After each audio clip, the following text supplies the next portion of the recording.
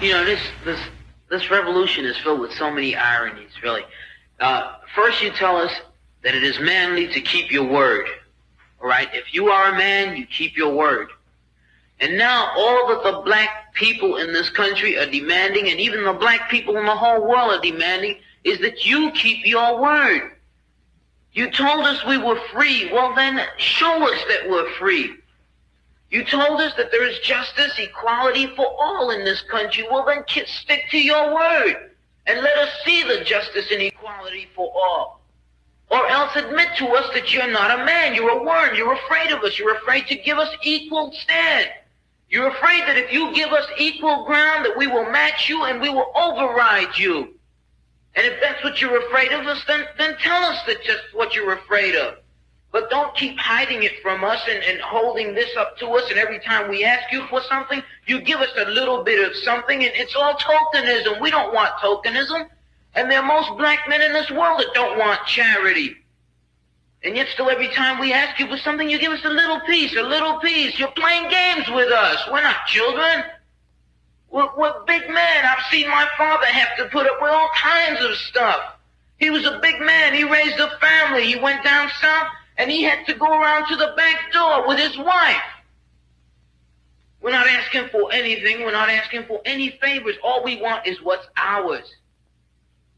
Now, there are many black veterans who are coming back, and they're mad. They're angry. Do you think that they're going to sit down through this? Our fathers didn't have the knowledge that we have. They sat through it. But there are other black youth that are not going to sit through it. We know about Che. We know about Fanon. We've read the books of our revolution. We've listened to Mao and his quotations. We know where we stand. We're not going to sit for it. We're asking, and if we ask and we don't get, we're prepared to stand up and take it. If I ask a man, I tell a man I am hungry. I tell him I am cold. And I ask him to do something about my condition. And this man holds a loaf of bread right in front of me so I can see it, and I keep asking him, I'm begging him to please give me a slice of the loaf of bread. I am hungry. Then it is known by every psychologist that the next step in the progression is I am going to knock him upside the head and take the bread from him. I'm not going to starve to death. All we're asking, no one wants to see blood. No one likes the smell of blood. No one wants war. Anyone who's been in war doesn't want war. Everyone knows what it is to see the inside of a man's gut hanging out and see your friends die, see relatives die. No one wants to regress back to the state of mind where you have to think it's all for the cause, therefore my mother has to die, my wife has to die, my brothers and sisters have to die. No one wants that. But you're pushing us to it. You're leaving us no choice. We're asking, we're begging. The students up at Columbia, they ask. The brothers down south ask. The brothers in Latin America, the brothers in Africa, they're all asking. All they're doing is asking. Our fathers asked. Our grandfathers asked. The presidents of our universities, our colleges had to go to your back doors to beg that their children be given just enough money so that they could be taught something to live off. And yet still they asked and asked and asked, and you refused to give them anything. Now, we're just about out of patience. We're not going to ask anymore. The news media says that it's only the young that are militant, only the young that want this and want that. Okay, but we're 40% of the black population now. Or we were a year ago, and still yet we're climbing. Before long we'll be 50%, 55%, and then we'll have the command. We're not going to take it. We're not going to take sitting in rotten parks and in places that just aren't fit for living. We're not going to take it. There's a limit to a man's patience, and everyone knows that God, Christ, heaven, everyone knows that what we're asking is not $1 million. What we're asking for is humanity. We're asking to be allowed to live like human beings. And God, you tell us that this is too much to ask. You're sick. You're definitely sick. How can you tell me that it's too much to ask to be a human being? Wondering how I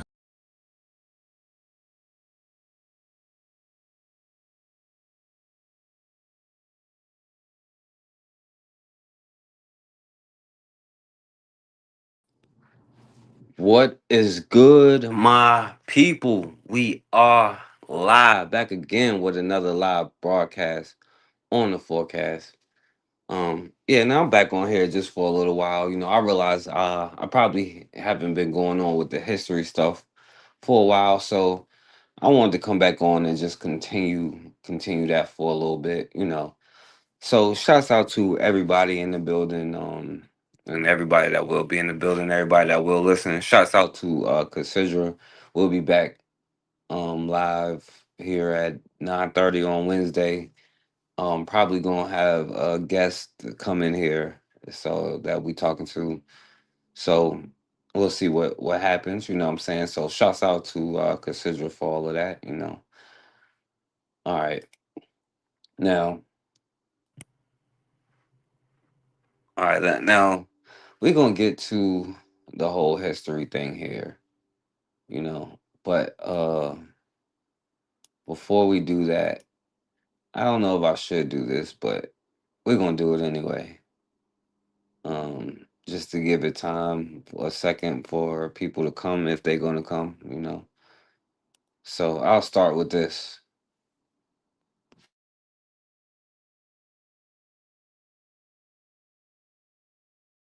And hopefully y'all can hear me and stuff like that. Let me make sure that y'all can hear me. All right, I think so. I think I'm good.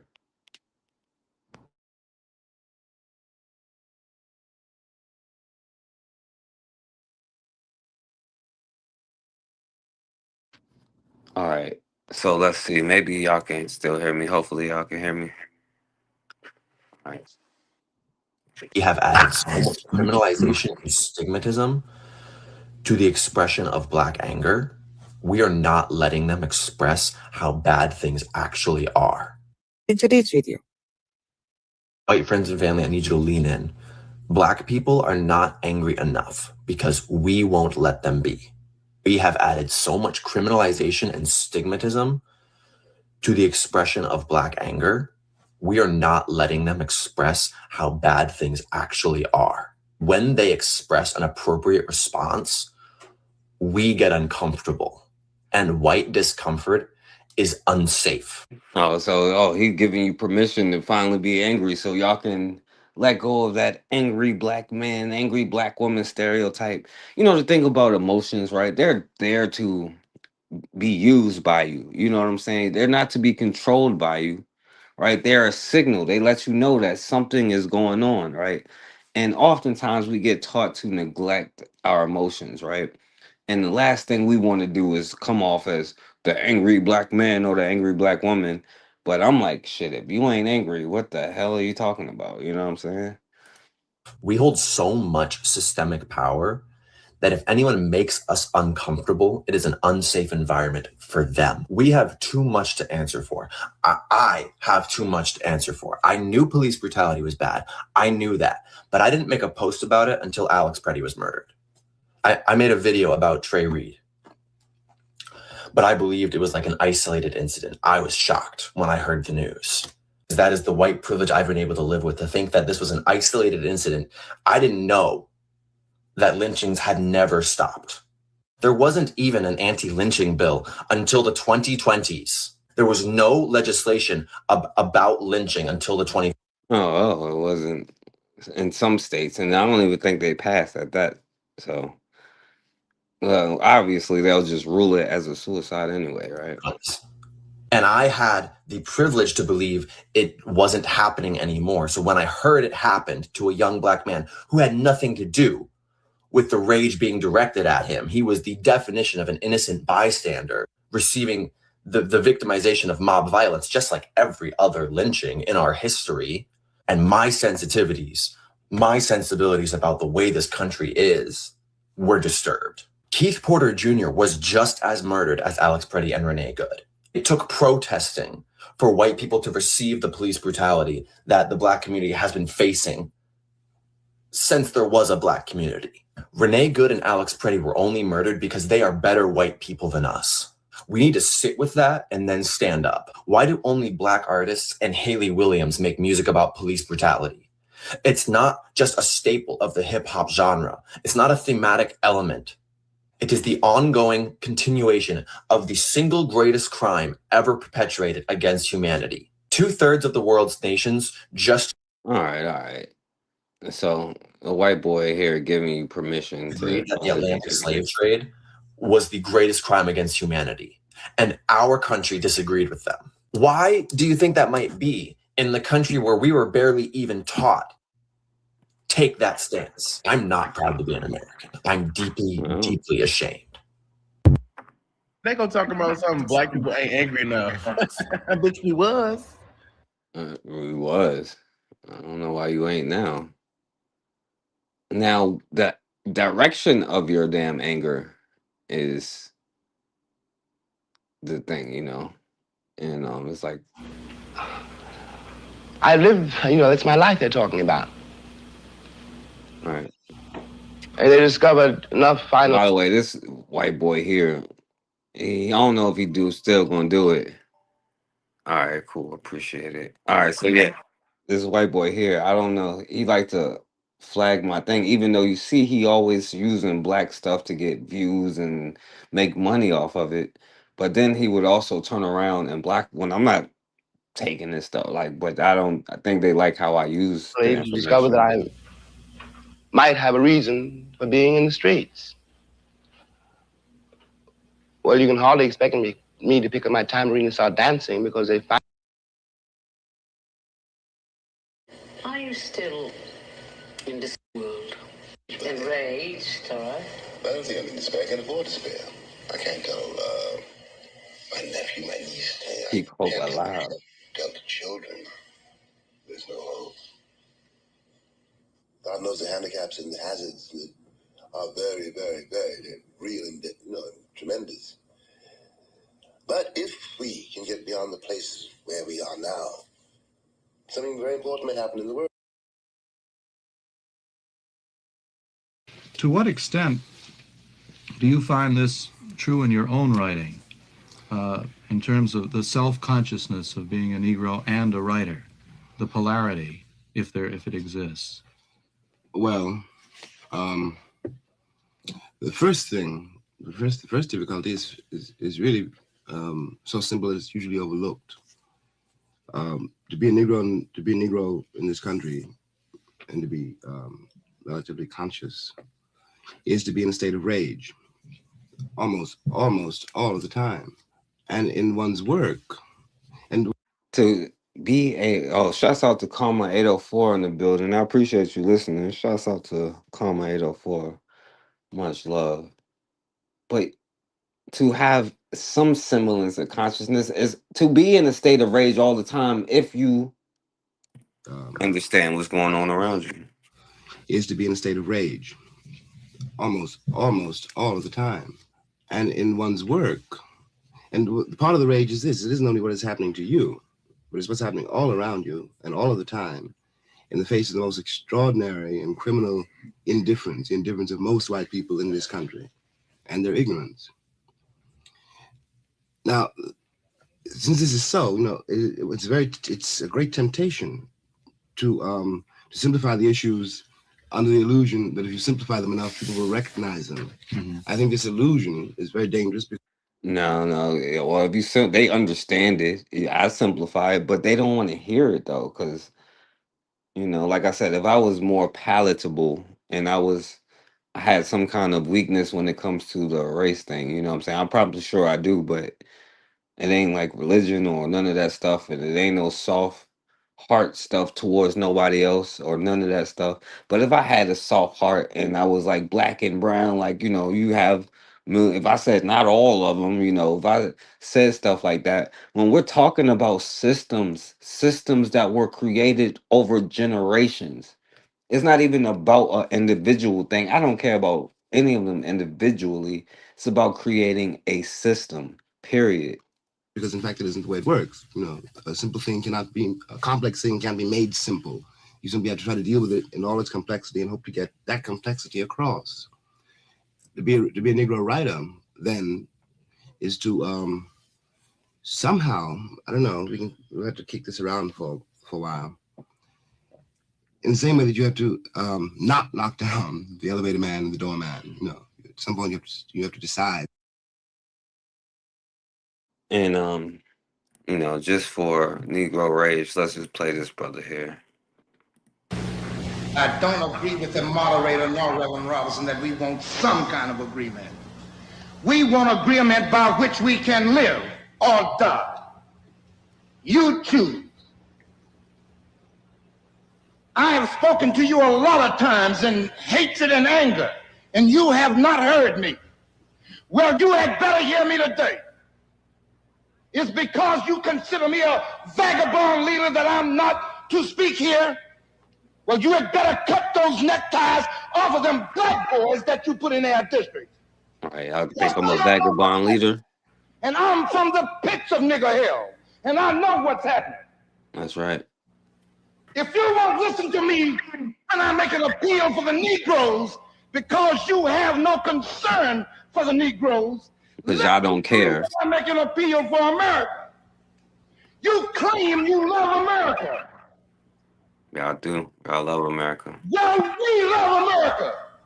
Oh, y'all love America. But you are driving us back and you are making a Samson out of us, and we are going to pull down the pillar. Pour it down, bro. Should you try to pretend that I'm crazy because I want America to be saved? That is pretty crazy, bro. I ain't gonna lie. Watch that goes on in this country and in this city. The city is better than Pittsburgh.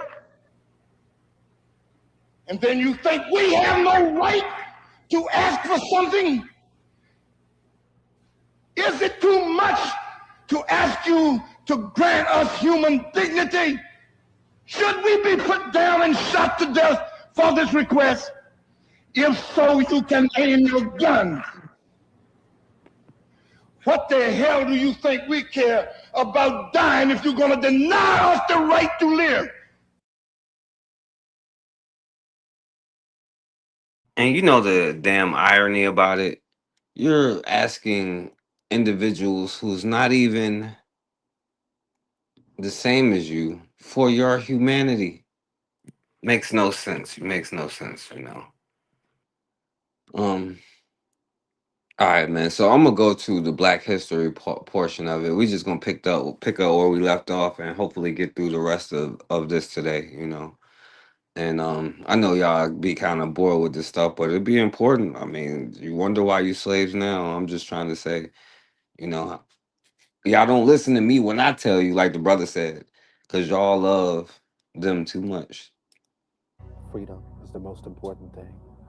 The ability to just go somewhere and be your own master, able to have my own family, my own children, able to control my own life. I mean, no more lashes, no more chains. Now, that same year, in 1789, a former slave, Olaudah Equiano, he described the initial confusion and shock he felt.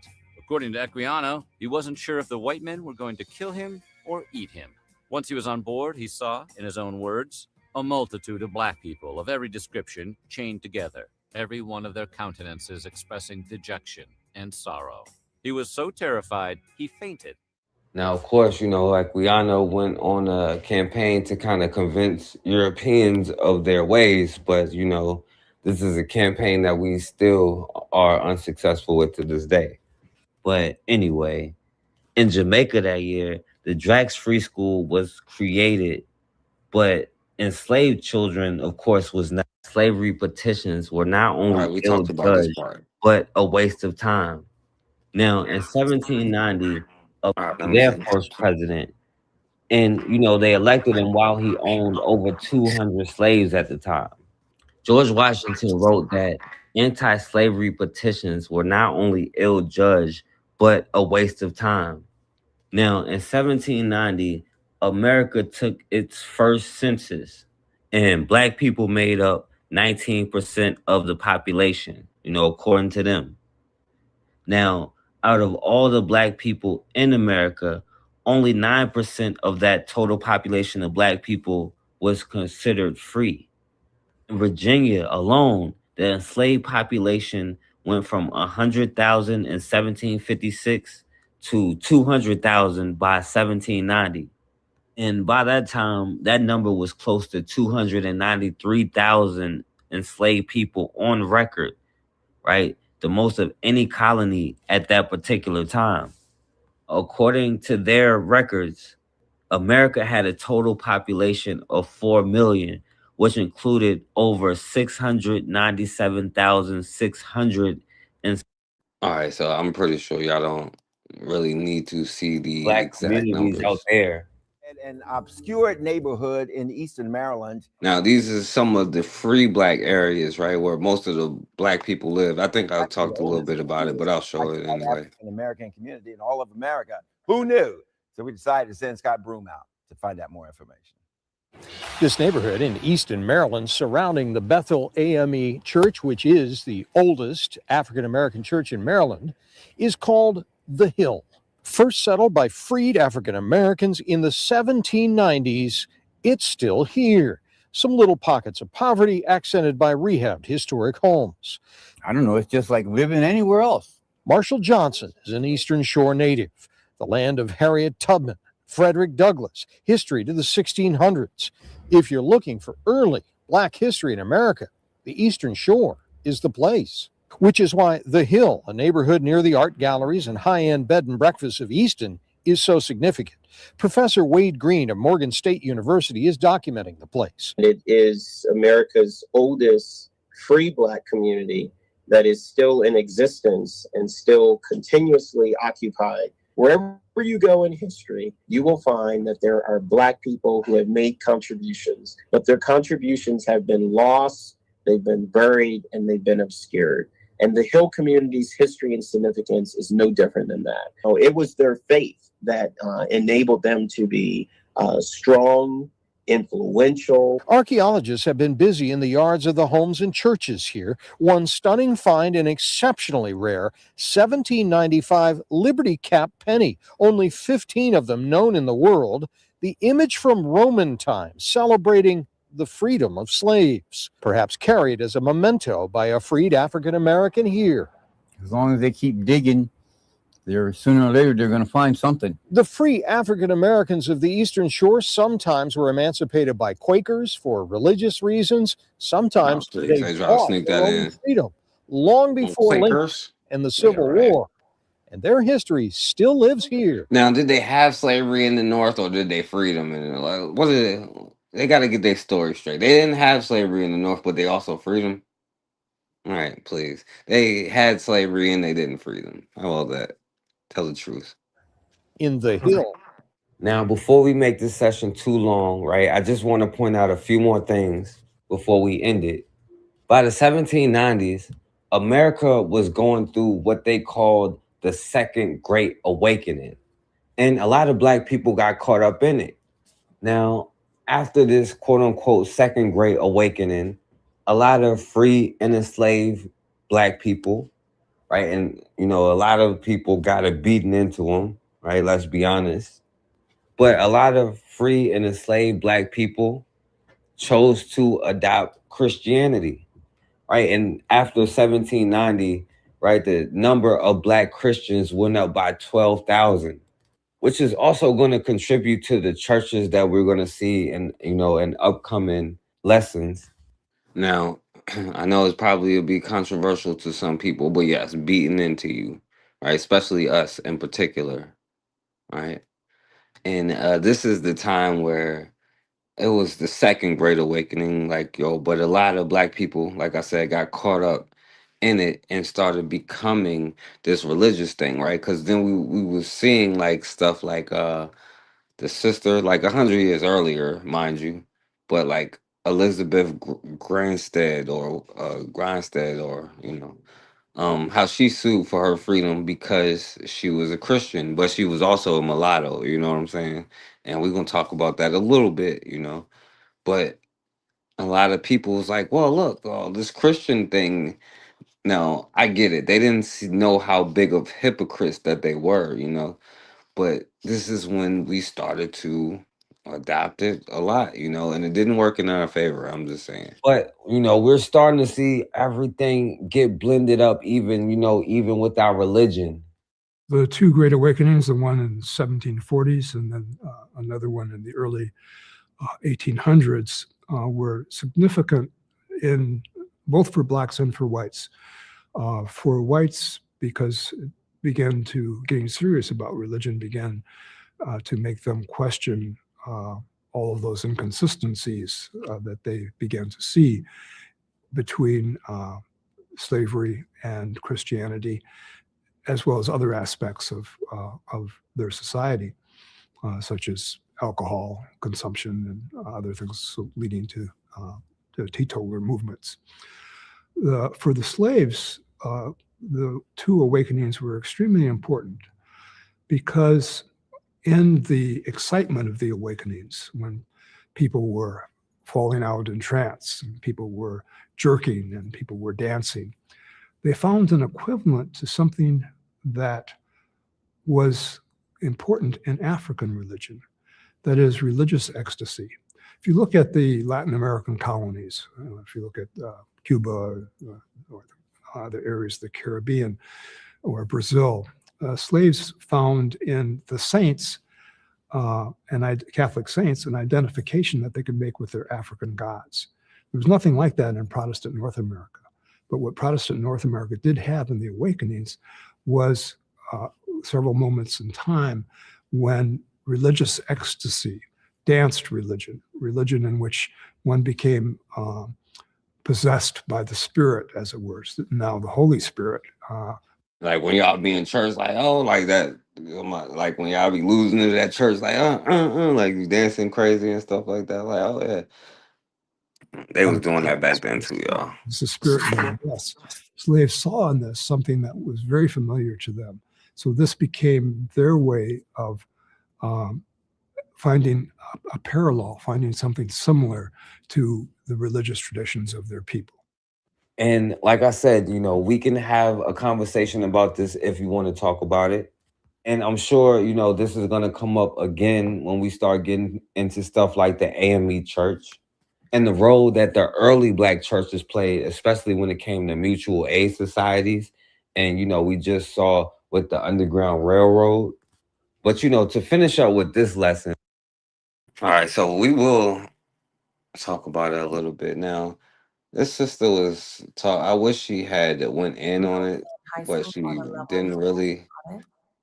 But she was saying how she studies both things, like perspective on the color, to time periods from. So I wish she had broke it down a little bit. So instead, we will, because y'all ain't gonna believe me. So I'll let this white bird talk to you, right?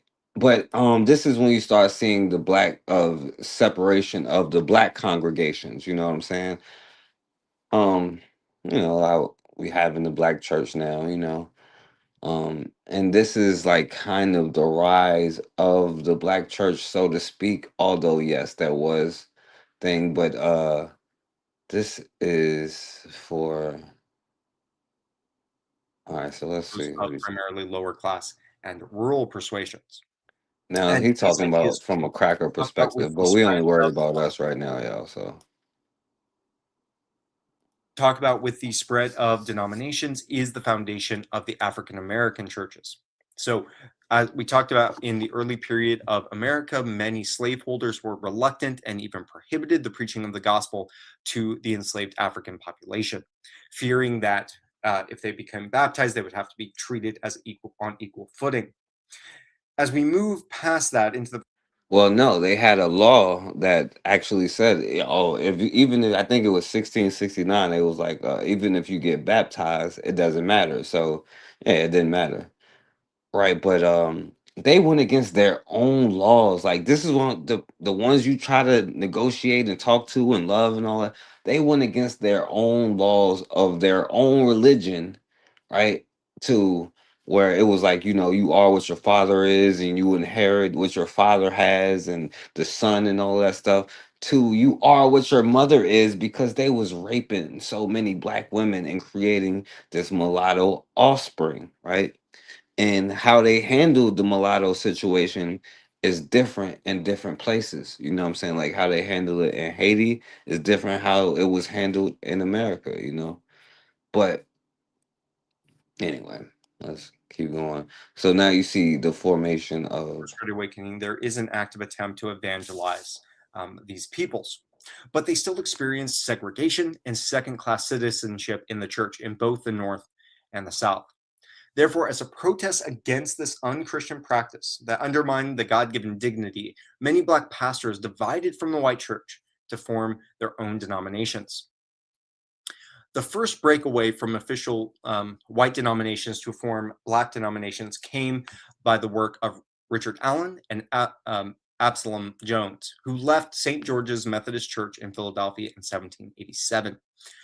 Basically, these two men had been fed up. They were both lay preachers in the Methodist Church, and they were drawing congregants who generally free Black population who would come to early services. However, they were told to segregate their congregation from the rest by the local white Methodist preachers. This eventually caused them to be quite angry and annoyed, and they moved and created their own Methodist church in the town, with Richard Allen taking on secondary work in order to serve this congregation. Over the years, there was continued struggles with the heads of the Methodist organization, and in 1816, Allen would be elected the first bishop of the African Methodist Episcopal Church, or AME, which will be the first completely self-governed by African Americans church in the United States. Absalom Jones himself would go on to found an all-Black Episcopalian church and would be the first ordained Black priest in the American Episcopalian Church. So after this kind of wave of setting up new churches, and there are several. Oh yeah, and just let me throw in the first racial. Well, it was not the first one, but the first one that they claim in North America was because a Black preacher in Canada, after this Civil War in Nova Scotia and all that, baptized a white bitch, a white girl, and it caused a riot. You know what I'm saying? So Others we could talk about, mostly Methodists and Baptists. We see many African Americans converted during the Second Great Awakening, especially by those who were going on circuit riding. So this is why, to this day, the primary doctrinal affiliation of most African Americans is either Methodist or Baptist, or traditions that flow out of that, such as the holiness movement. that's why you got the white Jesus on your thing right now, which we'll talk about later. The Black church would become increasingly significant for the Black community throughout both the age of slavery, the Civil War, and the Jim Crow era. And this preaching focused very much on themes of racial equality, justice, education, and freedom. One of the main themes within that many of these early African American preachers took to was the theme of the Exodus, seeing themselves and their own enslaved conditions in the enslaved Hebrews, and seeing God's call of the Israelite people out of Egypt as the same call for them in their current bondage in the American South. And now some brothers still preach that right now on the damn streets. So it's been a long damn time if we was waiting on this one to do that and part the Atlantic Ocean so we can walk back, you know what I'm saying, and then crash it down when the Army or the Navy try to come and get us. All right, so hopefully that'll happen. I don't know. Beyond. So we'll revisit some of these issues as we look at the American Civil War. Congregationalist and Presbyterian churches, and had a very active ministry amongst many Native American tribes. You see on the left there was an interest in education. Throughout the first half of the 19th century, churches and lay societies invested heavily in education at every level, seeking to create. Now you understand this, right? We look at every part of it, like you put into the education because you want to control the next generation's mind. You know what I'm saying? You indoctrinate something at an early age. They may break out of it by the time they're 40, but their habits is already matured already, so it's hard to do whatever. Primary schools throughout the country, even public schools at the time, very much had a religious curriculum with them. For instance, the alphabet was generally taught using nice little. So abolition became a main cause in most of the 19th century, which we'll talk about much more next time as we discuss the Civil War. No, they love these movements. They love to try to put this in as if this is true, or like they should be given any kind of anything for it. In the 19th century and even the late 18th century, slavery is abolished in most of the northern states in the 1790s, and the slave trade is outlawed in the U.S. in in 1808. Many were moved by their theological convictions of the equality of all humanity before God to free the Southern slaves, and many societies were formed to promote the abolishment of slavery, to educate currently enslaved people, and to offer routes of freedom to those who had escaped. So this Send you was to the beginning Liberia, basically. of many societies in the North and many also in the South. However, this push for abolition would cause much tension within the churches. And Now, what they don't tell you is like a lot of the quote unquote abolitionists was actually white nationalists. They were the original white nationalists. A lot of them were. Right? You look up any of the famous ones they like to promote.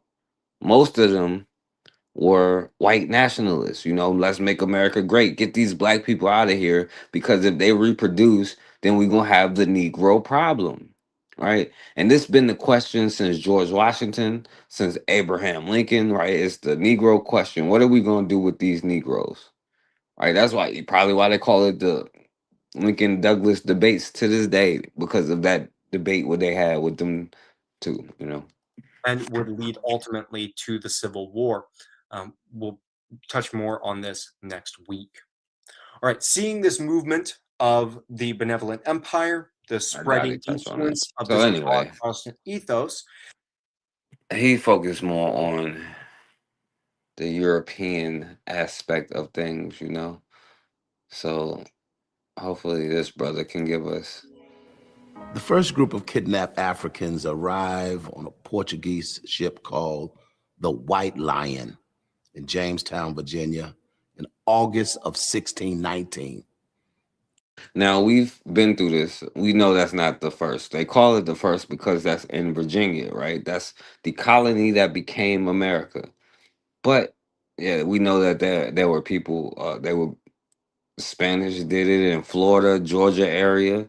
We know that hell, the Pilgrims was doing it already. Yeah, this is just the British who became America. So those who those Negroes were. And it is generally accepted that this was the beginning. It's not accepted for what would be 246 years of chattel slavery in America. The historical record reads that the ship arrived with, quote, 20 some odd number Negroes, unquote, mostly from the Central African Angola region. They were brought to do the back-breaking work of raising commercial crops like tobacco and cotton and sugar cane in the new colonies.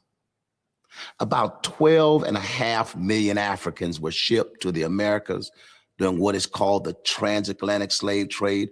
Almost 11 million survived the Middle Passage, and a little over 500,000 came to what we presently call the United States. Now, all European nations involved in the slave trade were Christian, and early on, some questioned as to whether or not they should evangelize the slave population. In North American British colonies, it was seen as problematic to baptize Africans. What if they equated salvation of their souls with freedom of their bodies? Early on, enslaved Africans held on to the remnants of traditional African spiritual beliefs and often met in spirited meetings in the evenings, in small groups. And they kept whatever rituals and religions that they could remember as they produced the next generations of families from this blend of African peoples perpetually enslaved. And so these meetings were referred to by historians as hush-harbored gatherings, religious meetings. They were known to gather near streams or waters or harbors which felt familiar, and they longed to return to a home that was now far away. This was the genesis of... See, like they gathered together to talk about freedom, right? Even if they had to use the guise of being a Christian. But the main goal, even if they were spooked out or not, you know what I'm saying? Whether they believed in their I'm not trying to use it in a disrespectful way though, you know what I'm saying? Because I'm spooked out about things too, right? But even if they had their particular beliefs, or even if they had what we would call religion, or even if the Arabs got in with the Islam before that, right? They still met together to talk about being free and to getting the hell up out of here, right? That's what their mindset was on. You know what I'm saying? Of the spiritual search of an enslaved people looking for the presence of divinity in a strange and sorrowful land. Leapfrogged across the Atlantic Ocean from England to America during a period that would be known as, listen to this, the First Great Awakening. In looking at this history of the First Great Awakening, Also could be called the first great sleeping, but anyway. we see now that being woke is not a new cultural phenomenon. Led by preachers back then like George Whitefield and John Wesley and Jonathan Edwards, this period would see the rise of activist evangelism, the call for spiritual revival through repentance and salvation, through surrendering your life to Jesus Christ as personal Savior.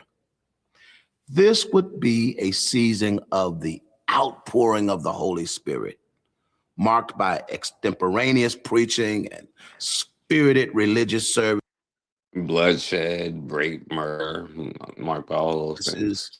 Challenging attendees to undergo a full born-again experience.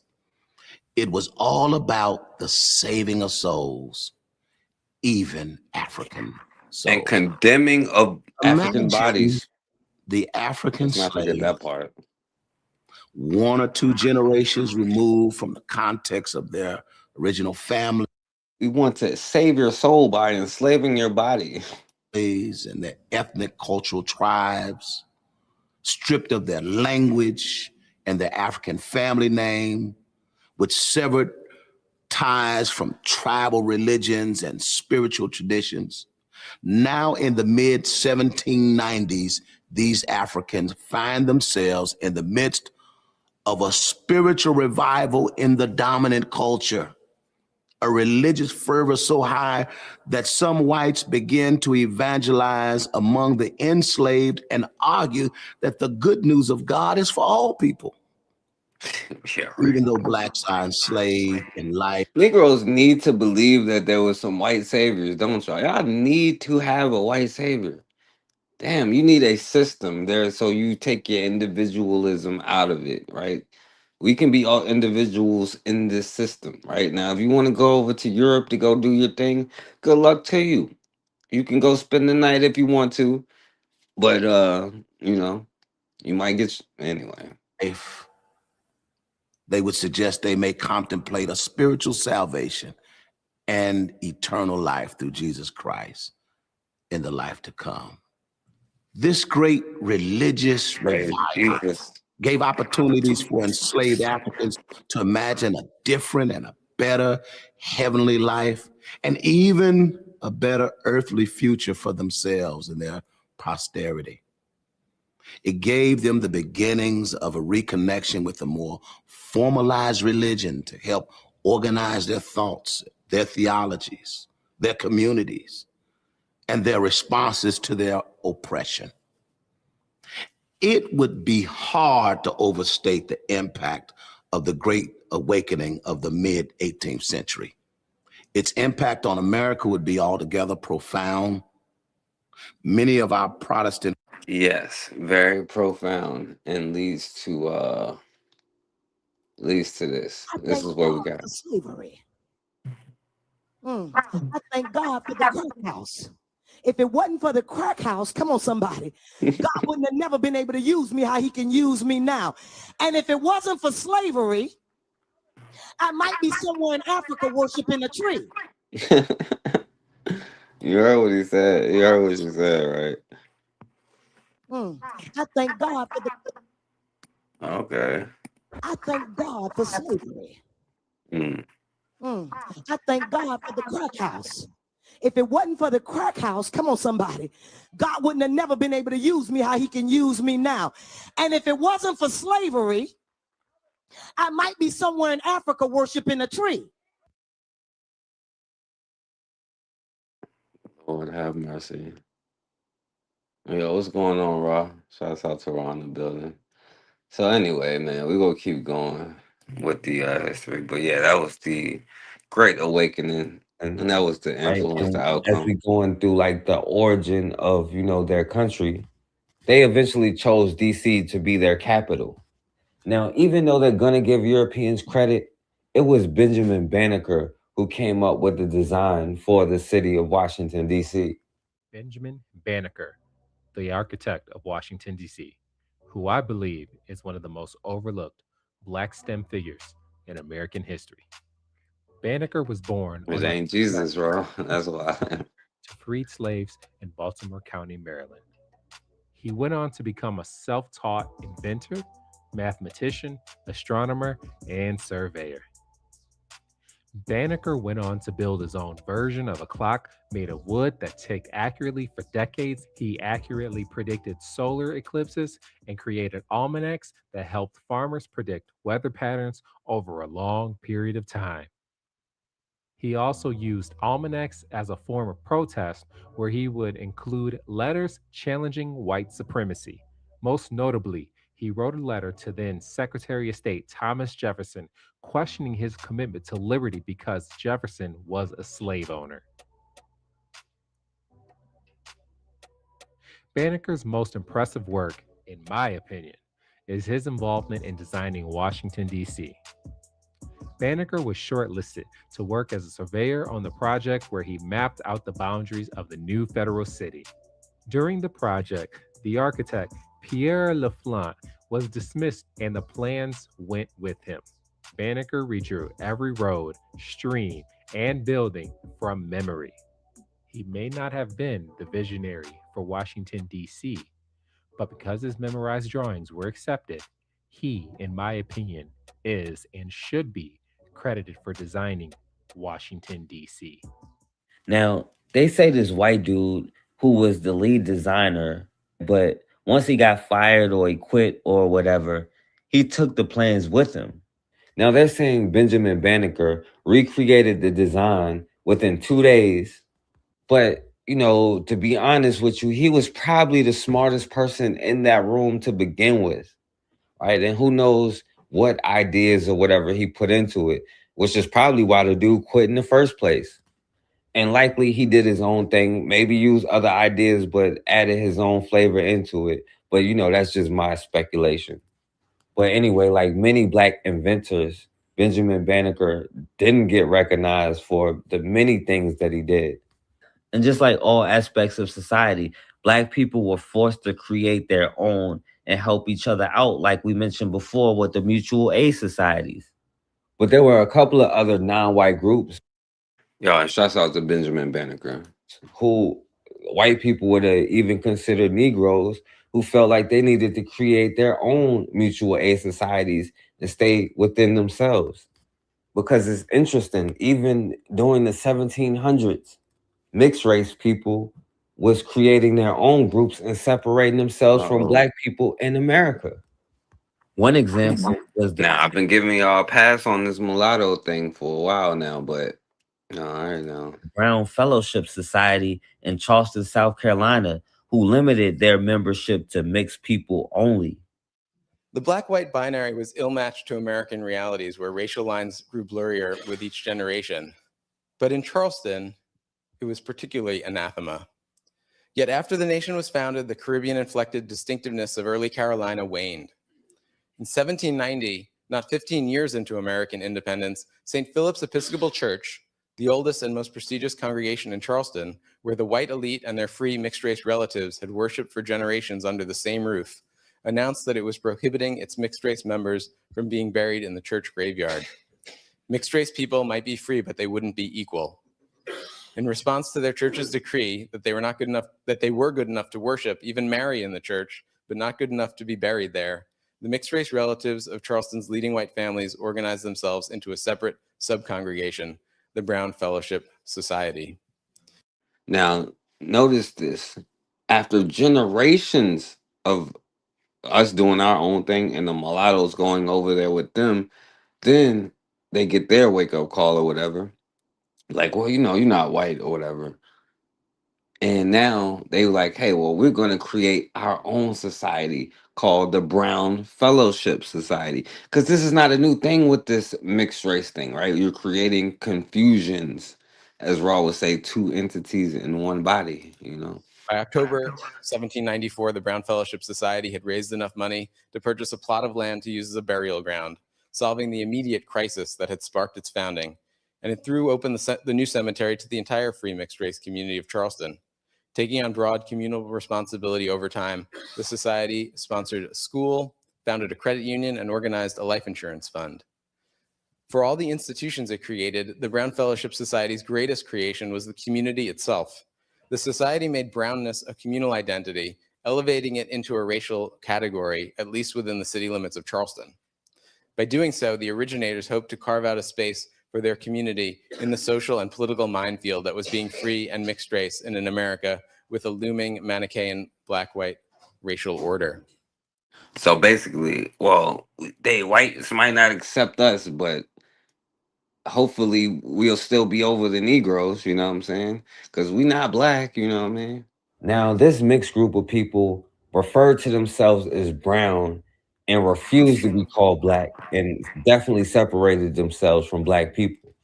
They refused to get involved in any kind of slavery issues because they didn't want to piss off their white side. And, some of them were children or the relatives of slave owners. And a lot of them were free and they had the same mindset. They attended the same churches. They could get married in them. But, they start saying, well, you're not a white person, right? When they start getting this American white nationalist identity. Even though some of them could pass for white and had slaves themselves. But since they got excluded from the white side, they didn't want to be bothered with the black side. So they made their own and called themselves brown. Now, as much as they Now, a part of one of the things that, like John Henry Clark said, that needs to be talked about in this book is not only how they play both sides of it, right? Not only how they see themselves, but how they are used historically, right? And there's a difference, right? Because you see here in America, right? It's a little bit different from the French because here, in America, the whites would rape the black women and then enslave their own children. But somewhere like a French colony like Haiti, they needed the mulatto population to feel like they were superior to keep the black population in line. You know what I'm saying? And then you see it even down to this day where you see some mixed people be like, hey, well, I can speak for Negroes because I'm part Negro, but they're speaking out of their white side though. You know what I'm saying? And it doesn't just come out of nowhere, right? And people that get developed like this are, let's say, somebody like Barack Obama, right? Who is mixed, who has a white mama. You know what I'm saying? Let's be real. Who was raised by a white mom, right? And you still have them classified as the first black such and such. You know what I'm saying? A lot of the first black such and suches were mixed and mulatto. Like even Crispus Attucks in the Revolutionary War was a mixed dude, you know what I'm saying? I think he was like black and Indian or something, but he made sure to identify as mixed, which is why he was in a bar full of white boys, you know what I'm saying? Like they leave all of that stuff out, right? Now, by law here in America, they enslave their own children, right? Then like you have the story about the mixed woman whose daddy was her own slave owner. So guess how she came about? And he enslaved his own child, and he was molesting his own child, and she decided to run away with a black man and pretended like it was a slave because she could pass or whatever. But you see it used in politics to this very day where you have a mixed person and they'll say they're the first.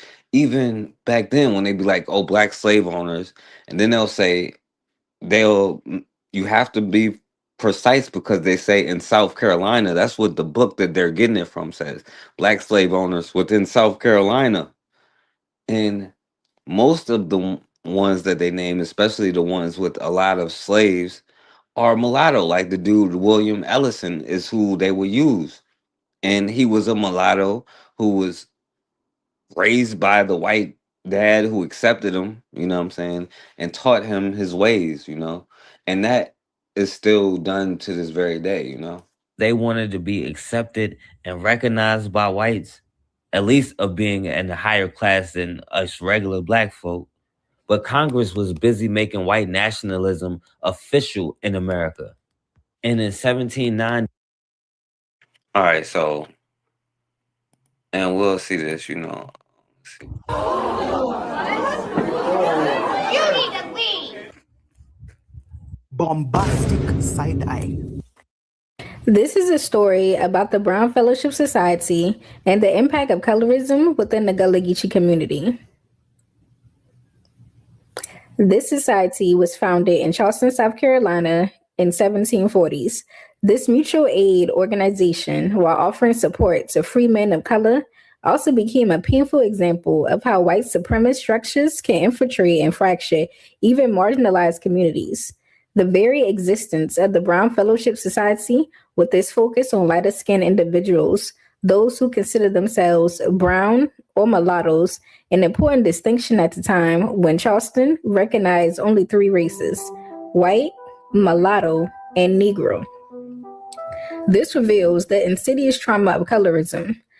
The system, born from the legacy of slavery and white supremacy, assigned value and privilege based on proximity to whiteness, creating a hierarchy within the community itself.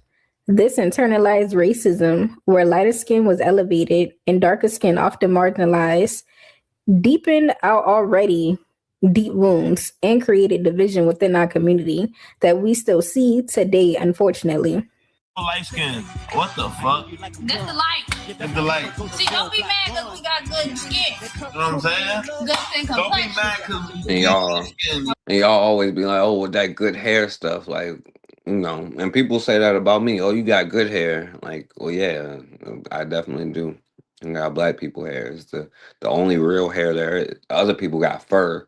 That's why they get like lice and stuff in their fur, you know. So I call it the hair, so they get lice in their hair. Word. Okay. This is a sick Negro. But it's important to note that this wasn't the only option. The Society for Free Blacks of Dark Complexion, later renamed the Brotherly Society, emerged as a more inclusive option, striving to create a space that wasn't defined by colorism. And their cemetery is still intact today, which is a stark contrast to the Brown Fellowship Society, since their cemetery was paved over during the construction of the College of Charleston Addlestone Library. As my Gullah Geechee elders would say, it looked like Brown Fellowship Society got the Negro wake-up call. And that's but see, this is the thing, right? That is often left, and you got to understand that Haiti. This was before the Haitian Revolution, and I say the Haitian Revolution could not. They lost. You know what I'm saying? I know that might hurt some people's feelings, and I know the way that I say stuff might hurt, but it's true because if you won, why are you paying them money? You know what I'm saying? And a part of the reason why they lost was this mulatto society, you know what I'm saying, who felt like they should be over black people.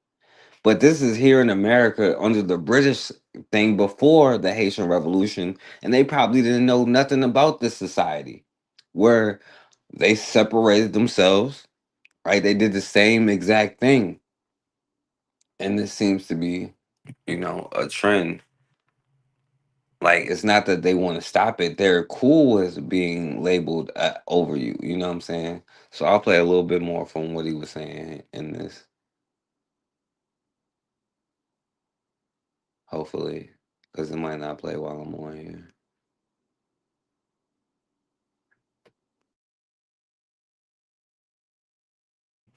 With no fixed section size, on the risible grounds that it, quote, was not likely to cause any race feeling because it would give the Negroes a fair amount of seating room. The measure was amended in accordance with the mayor's request, passed and signed. As in New Orleans, adjudicating race on the fly in Charleston proved difficult. That Charleston's brown community had ceased to self-identify as browns didn't make their skin tones any less ambiguous.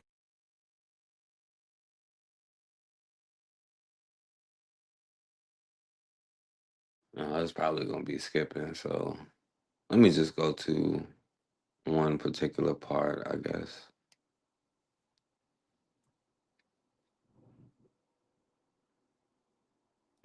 Let's see.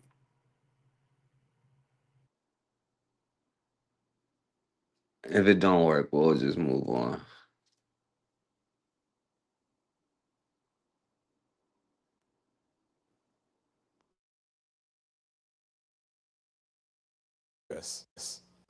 In local parlance, Charlestonians began speaking of Black Negroes and white Negroes.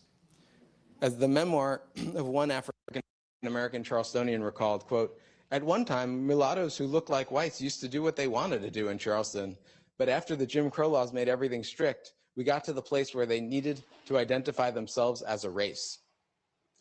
Even after formal protests fizzled, Not stop it. Just separate themselves. mixed race people still relished the chance to highlight the system's absurdity. As the memoirist recounts, quote, "We used to get together in pairs of Black and white Negro young women and board a streetcar, keep laughing and talking, put your money in, walk right past the conductor nonchalant, don't know what he's looking at, don't even notice that he's looking. We would go exactly halfway down the streetcar where nobody else was sitting and take seats. Now the conductor would start to fidget, and the white passengers looked at the conductor.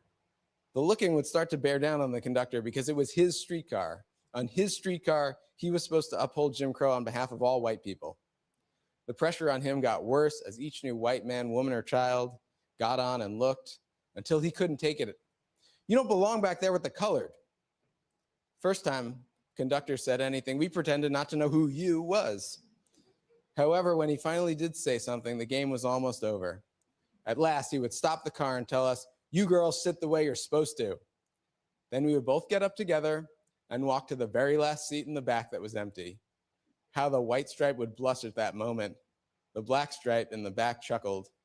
But there was anybody It's like they got their wake up call. who never said anything disrespectful, and we obeyed the law to the letter." But they did. Is on professional women of incredible accomplishments, and her salary at the time from J.P. Morgan is over $300,000, which is not bad for a librarian even today. But the price she pays is that she cannot acknowledge her own father. A man, any daughter, you would think would be incredibly proud to have as a father.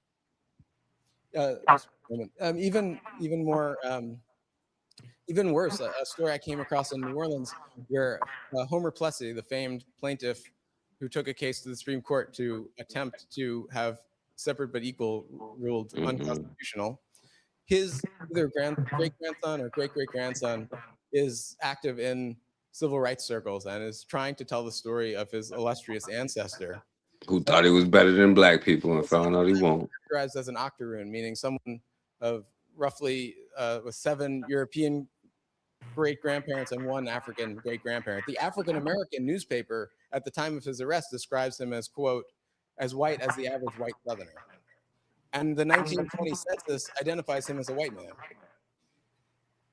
As his descendant tells the story, over the years in the 40s and 50s after he had passed, his descendants would have families and the children would come out different colors. And sometimes the light-skinned children would move to the suburbs and marry whites and lead a white life, disowning the African-American siblings and their families in the city. Seemed like a maybe the most theme. These disownments can work. And John Henry Clark had a point. With this man who I think is well known in this community, Reverend Richard Harvey Kane, the Mother Emanuel Church after the Civil War. Americans and all African Americans. We were in love. Quickly to teach that the lights and blacks That is where I would go for that particular story. Thank you. Anyone else? Question or salient point? Here's the point. Well, and a question too. You mentioned the Brown Fellowship Society.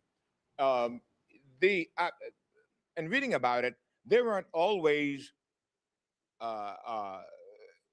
looked down upon because they use a light complexion for the advancement of themselves and others. Mhm. So they No, not others. No, not at all, brother. something we quickly to teach that the light-skinned blacks actually look down on the dark-skinned blacks when in actuality they Like, I hear the dark skinned brother, the actual black man, talking about something together and we and love and thinking other people that stood up for him who never had his back. Why is that? What the hell is going on with that? were using their light complexion to gain some sort of advancement where we can look back and gain and look back on their dark-skinned brothers to also help them advance themselves. Give Also, me an instance of that, brother. I can wait until we get to our table before I express what was done here. Okay, I thought it was very Gail mentioned about a female member of her family that was ashamed of the fact that she was very light. And Now he said anecdote like, well, there has been it has to have been some light skinned people who didn't do that. But then the one story that he knows was the mixed person who's got away from the black side of the family, right? That's the one that he actually knows happened, but he's just sure that the other one has to have happened. and and I mentioned to them that there's something, Thelma something. I remember next door, she's 99, I think. I went to her house one day and Miss Sumter had on the mantelpiece a picture of her family. And I teased them and I saw in the picture like one dark-skinned fella. I said, Miss Sumter, you got black folks in your family.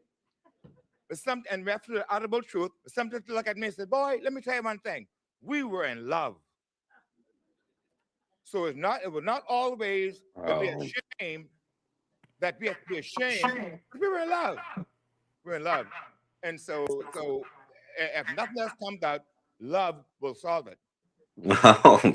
Love always solves everything, doesn't it, y'all? Answer that.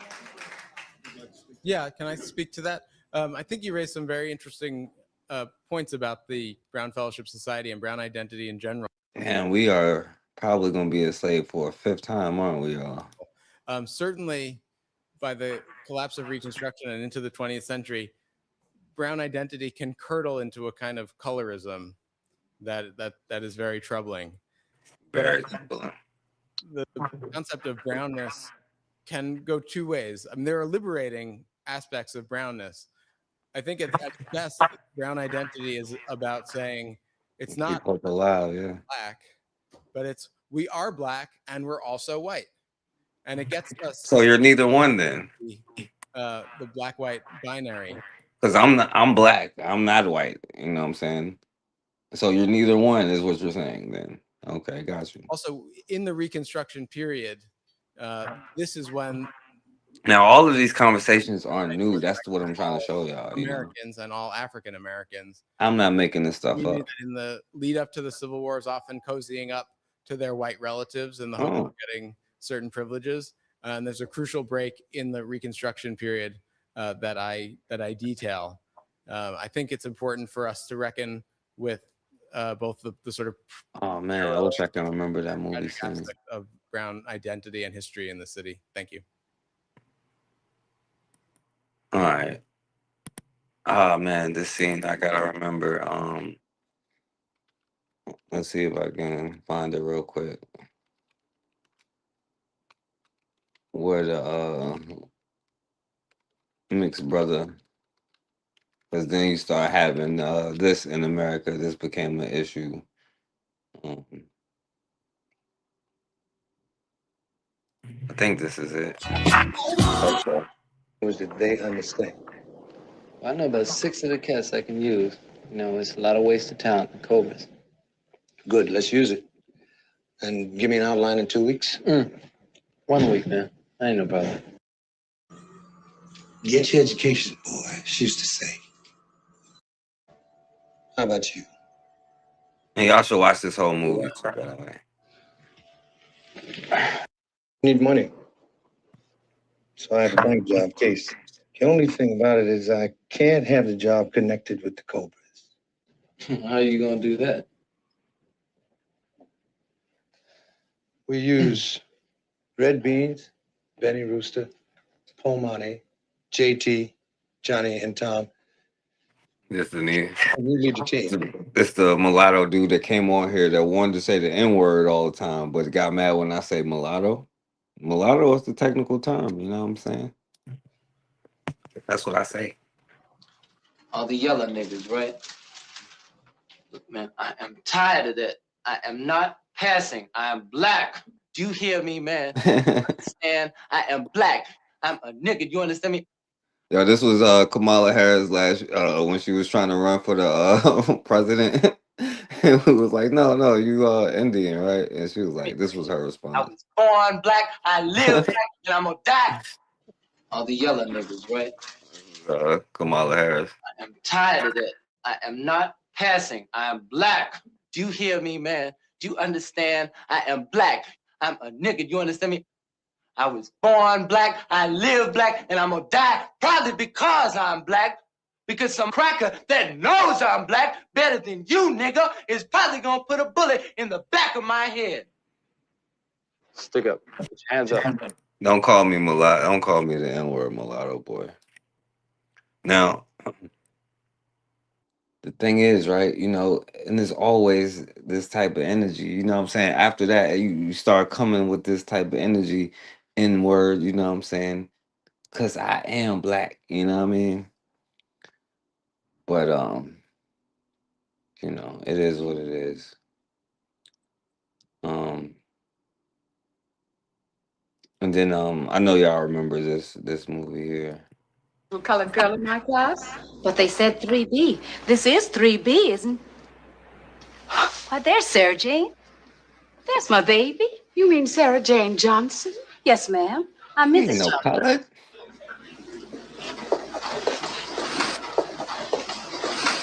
Sarah Jane, baby, I brought you here.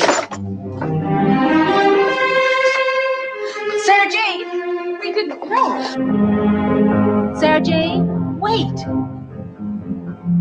Sarah Jane, baby, wait. Sarah Jane. Sarah Jane, wait.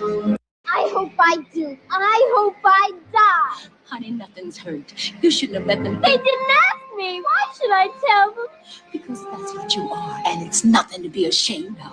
Why do you have to be my mother? Why? She home folks. Busboys, cooks. See,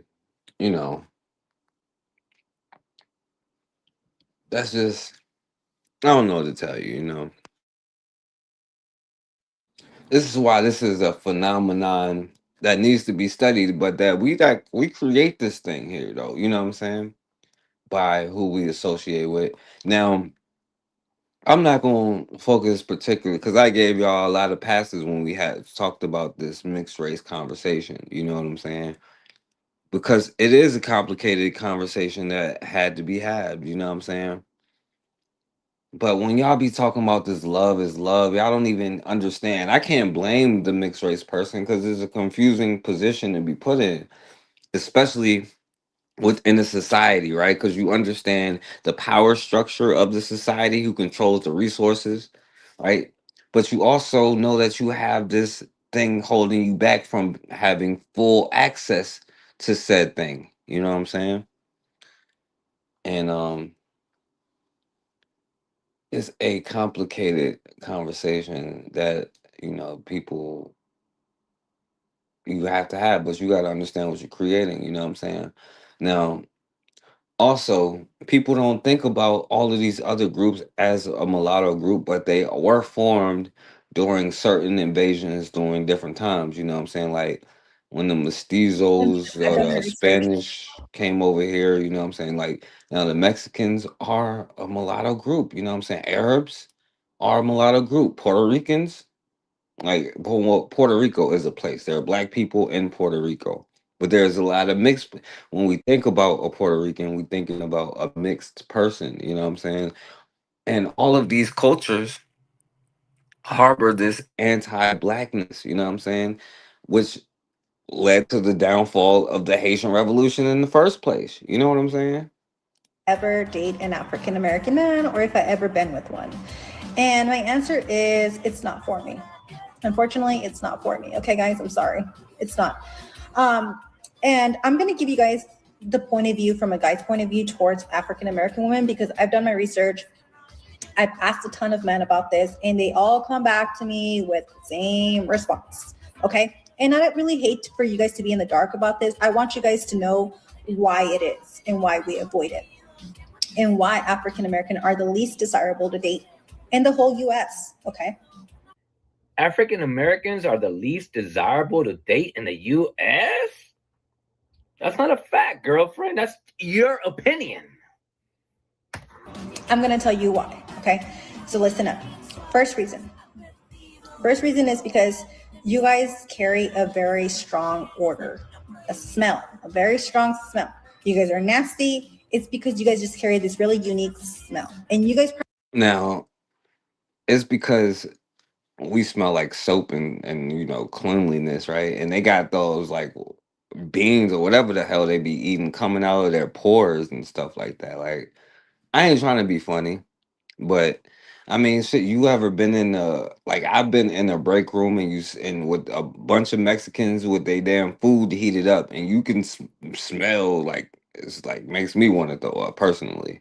Cause what the hell is this? You know what I'm saying? probably don't notice So it, and you guys can't smell it because you guys grew up that way. But us, on the other hand, we notice that smell right away. And let me tell you guys, it's not pleasant. I'm sorry, it's not a pleasant smell. It's just not a pleasant smell. Okay. Second reason, you guys are extremely loud people, very loud people. Like, it's unnecessary. Like, it just throws off ghetto-ness. You know what I mean? Like, I hate to say that, but it throws off ghetto-ness. I can't stand somebody that's ghetto. I'm sorry. I grew up in the ghetto. I left the ghetto-ness for a reason. so she's the hood rat. It's a no-no for me. Okay. And maybe for the men, the African American men are at least a little bit more mellow on that end when it comes to the loudness. It's not as bad as the women, but it's a problem. We don't like it. Okay. Say you loud. There you have it. Those are the two main reasons why. Okay.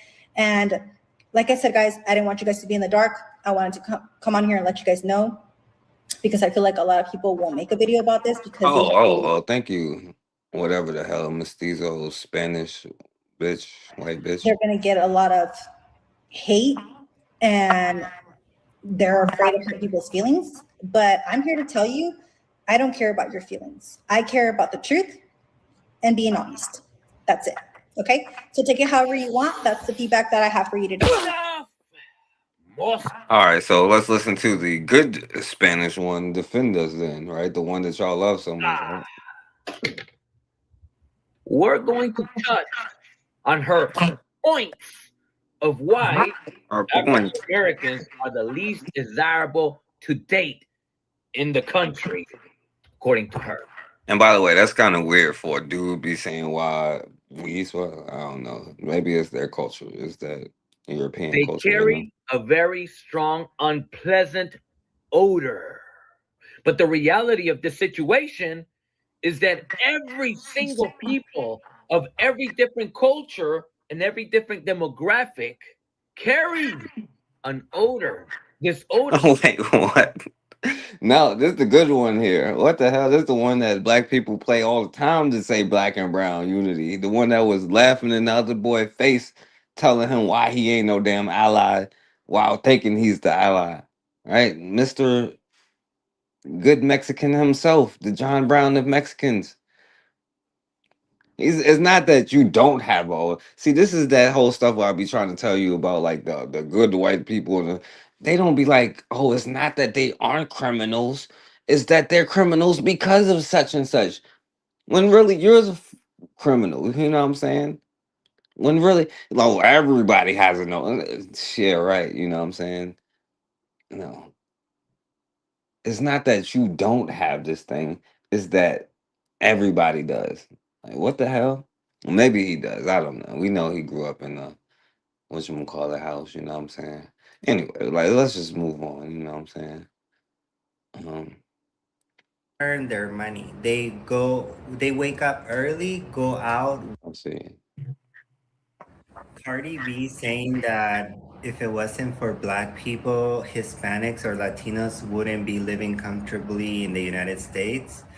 It's a bull of crap because you're talking about the same Black people who campaigned to have us deported all last year. The ones who said we're gonna sit This year this too, fool. out. We owe our comfortability to them. And where the hell is ICE when you need them? And I'm sorry, but the only people who Latinos and Hispanics, illegal immigrants, or any kind of immigrants owe their comfortability to is to the hard work that they put in. Because Black people are not going out and working for me and giving me their paycheck.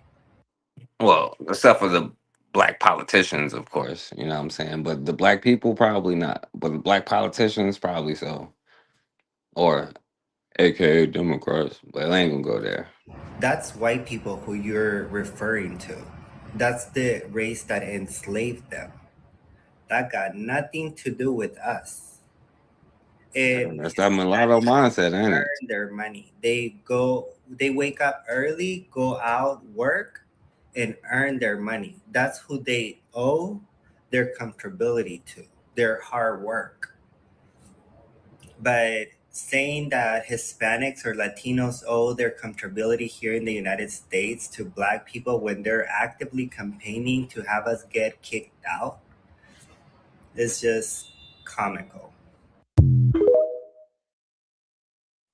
Cardi B saying that if it wasn't for Black people in the U.S. That All right. And then you see I should have looked it up, but I thought I did, but I didn't. Well, yeah, vote blue no matter who, y'all. So, all right. Were beaten by Alabama State troopers. And so you see now the Somalians and the Latinos is now they doing the march to Selma. The late Reverend Jesse Jackson on March 7th, Keep hope alive. Peaceful protesters marching from Selma to Montgomery were beaten by Alabama state troopers. The event became a pivotal moment in the civil rights movement and spurred the passage of the Voting Rights Act. One of the marchers that day was a young Jesse Jackson. Today's memorial paid special tribute to Jackson's years of service. Even when Parkinson's and progressive supranuclear palsy. Rainbow Push Coalition. What in the hell does that mean? The Rainbow Push Coalition. I'm not sure who that represents. Among those attending today's tribute, Governor J.B. Pritzker and the Reverend Al Sharpton. Oh, okay, cool. Anyway, bottom line, Karma 804, if you have a drop of white blood in you, then you white. You know, that's what that means, you know. Sorry. Not saying you do. I'm just saying, you know, I'm just saying to you, if you have a drop of white blood in you, then you are white. You know what I'm saying? So it's the one drop rule, right? It makes you white. So you have to have 2 black parents, really 4 black grandparents, you know, and just because of the trauma that we've been through, I'm gonna say like that. I'm gonna go there. You know what I'm saying? 4 black grandparents. All right. Now, if you have 7 of 8 black great grandparents, that's fine, cool. You know what I'm saying? Just because of the trauma. But at some point, it became a choice, right? Well, we see this mixed generation was like, yo, I'm gonna go to the lighter skin thing, right? Just like when we see with the quarterback, Patrick Mahomes and his daddy and his son. You know what I'm saying? And it was a regular brother who got killed by the police who we was talking about. Yeah, I know you black. You know what I'm saying? I know your mama and daddy black. I'm just saying, if you have a drop of white blood, then you're white. You know what I'm saying? Um,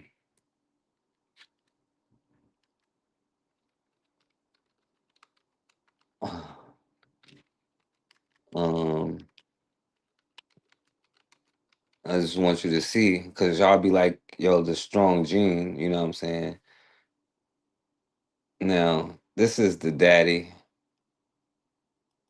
right here. Let me go talk to my dad real quick. Let me go talk to my dad.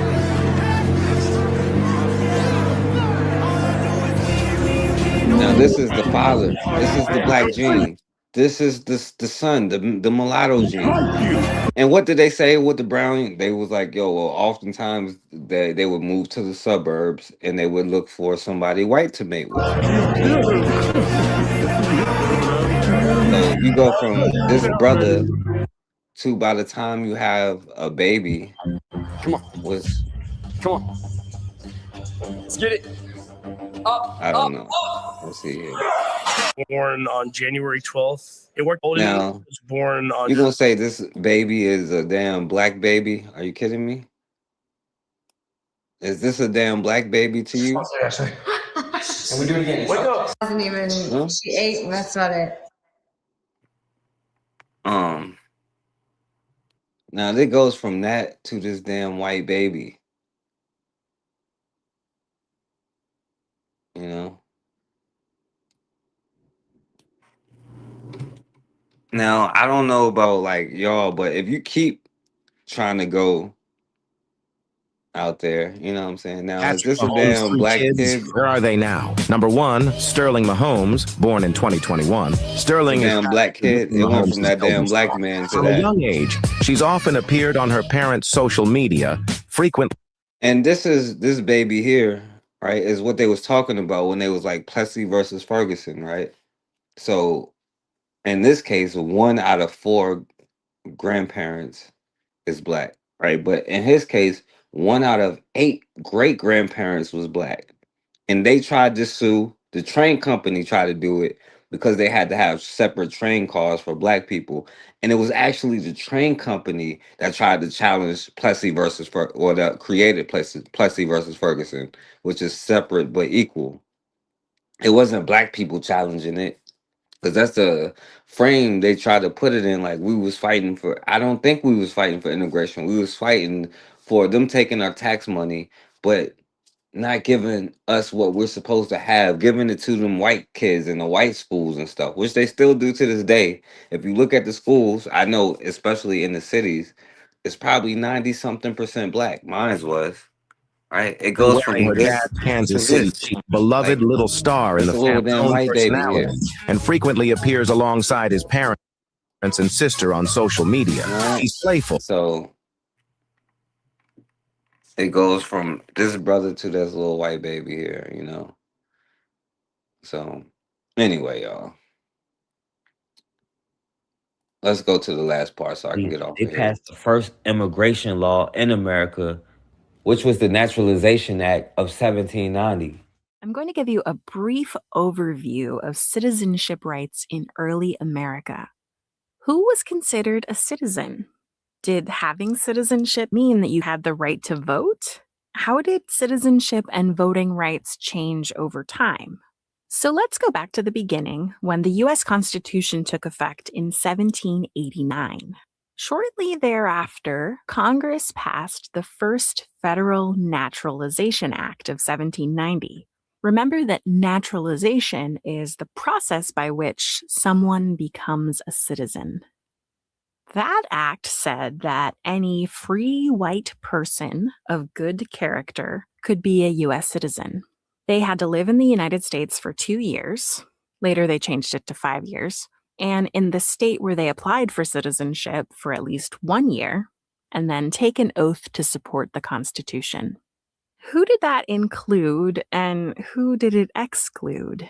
Any white man who wasn't an indentured servant was eligible to become a citizen, and therefore enjoy all of the protections listed in the Constitution and Bill of Rights. Single or widowed white women could become citizens on their own. Married white women and the children of naturalized citizens also inherited citizenship from their husbands and fathers. Having U.S. citizenship didn't automatically mean that you could vote. States control elections, not the federal government, and most states at this time had property requirements for voting. The Naturalization Act of So voting does not mean you were a a citizen, lot of does it? people who lived in the United States from being eligible for citizenship.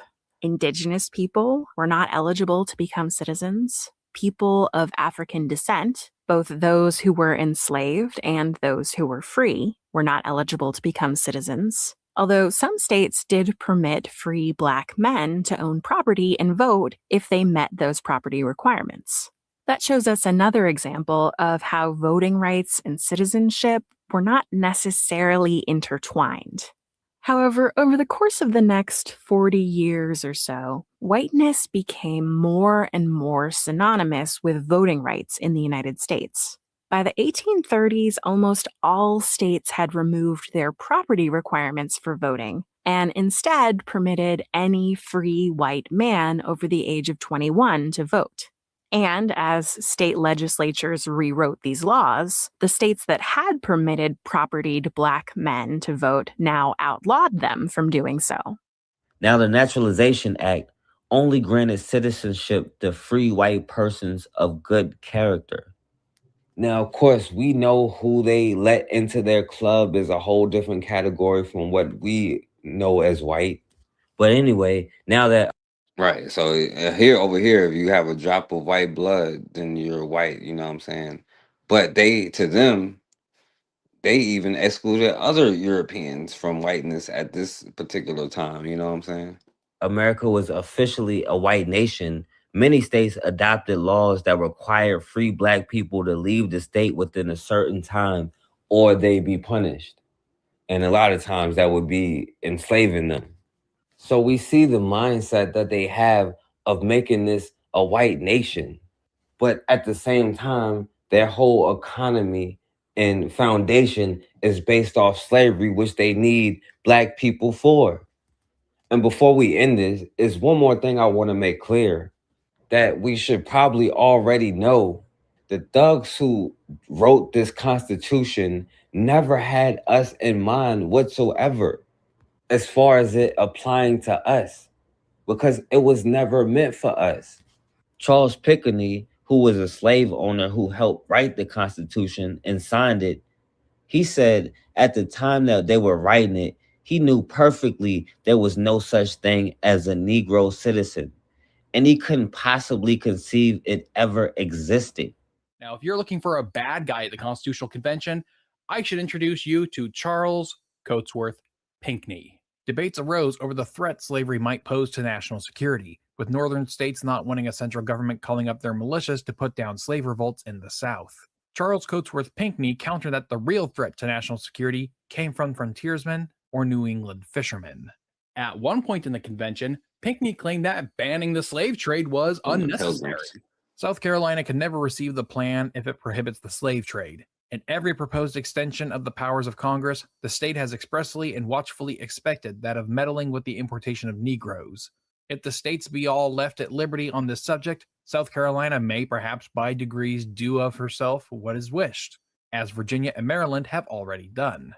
After Mason's tirade on August 22nd, Pinckney claimed that South Carolina might abolish slavery on its own. See, this is that states' rights stuff that they be saying. Oh, states' rights, states' rights. That's what they be talking Slavery about. be This wrong, nonsense. it is justified. They by dumb as hell. They don't know what they're world. talking about. In all ages, one half of mankind have been slaves. He then went on to express a kind of conspiracy theory, claiming that Virginia wants to ban slaves in order to dominate the domestic slave trade. South Carolina and Georgia cannot do without slaves. As to Virginia, she will gain by stopping the importations. Her slaves will rise in value, and she has more than she wants. It would be unequal to require South Carolina and Georgia to confederate on such unequal terms. He then argued that continuing the trade would benefit the whole Union and not just the states that continued the practice. Yes, it did. He contended that the importation of slaves would be for the interest of the whole Union. The more slaves, the more produced to employ the carrying trade, the more consumption also. And the more of this, the more revenue for the common treasury. James Wilson responded to Pinckney's claim that South Carolina and Georgia would abolish the trade on their own fairly soon. If South Carolina and Georgia were themselves disposed to get rid of the importation of slaves in a short time, as has been suggested, they would never refuse to unite because the importation might be prohibited. As the section now stands, all articles imported are to be taxed. Slaves alone are exempt. This is, in fact, a bounty on that. See, that's the thing that they keep leaving out. The North, all they wanted was the tax money. And they was mad about being taxed because they was making all of this money, you know what I'm saying? Like, because in the North, it was more factories and stuff like that. It was different, like, than producing a bunch of cotton and tobacco and stuff like that. You know, they was getting filthy rich, right? And he's saying, as it stands now, right, we're taxing the slave trade, you know what I'm saying? Because the North wanted in on that money that the South was making. But the South was like, hell no, it's our money, you know what I'm saying? And then they was going back and forth with it. You know? Other delegates began voicing their opposition to allowing the slave trade to continue without either taxing the importation of them or taxing the exports of the products produced with their labor. So as you can see, Pinckney sucks, but he gets worse. You remember earlier when I said that in the notes on the Federal Convention that there was no point in which they were talking about how human slaves were? Well, I need to make a correction there. They did talk about it once, and it was by Charles Cotesworth Pinckney. He claimed the value of black labor was only 3/5 that of whites, and therefore they should only be counted as 3/5 when it came to taxation. But when oh, you see that 3/5 when it came to taxation. the discussion moved on to political representation, he argued that slaves should be counted in full because they were just as human as whites. At this point, he got called out. Now you see this, right? Because, and this is why I be trying to tell y'all about the prison system thing where they be shipping prisoners from one state to another, which affects the electoral votes that that particular state has, you know. And when y'all be saying that black people died for the right to vote, no, they was first of all killed, you know what I'm saying? They was murdered for no good reason, right? It was because they was murdered by some murderers. But the reason, like, they wanted representation, not just the right to be able to pick between the lesser of two evils. It was for somebody to actually represent them, because especially at the time, they were in black towns with black elected officials. Anyway. Out on his bullshit, and his motion to count all slaves for apportionment was rejected. You can get the full details of that exchange in the previous video. Before the convention was over, Pinckney had one last parting shot. Originally, the slave trade clause would allow the trade to continue until January 1st, 1800. But a couple days later, Pinckney decided to chime in again and motions to amend the clause to prolong the slave trade until January 1st, 1808. Now, we'll end it right there, but, you know, they're clear that their constitution, their country is about white nationalism from the start. And it was never meant for us. When they was talking about citizenship, they couldn't conceive of a Negro being a citizen. The so-called white abolitionists that a lot of people like to praise, today, we would just call them white nationalists. But, you know, we'll end it, and we kind of... All right, yeah, and just to end it off there, right? Because y'all know about the, let's see, if I had anything for this one. Let me see. The reason why the first citizenship of 1790 was important, because in that time in America, America was only the eastern strip of what's known as America today. I've seen some statistics that said it was 92 or 93, not 92, but 52 to 53% people of color. And either 50 to 49% white people. So there was a nationalization to stop anyone else from coming over, but select groups out of Europe from certain parts of Europe to bring over here to try to change the complexion. That's important. And this has happened a few times. Well, and y'all see they saying that stuff now, like with Trump and all of them saying the stuff that they say, you know. I don't know.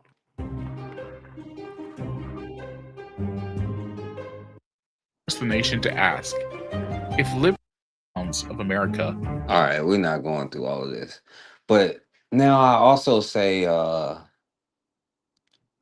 and people disagree with me, but I'll say, come up here and prove me wrong, right?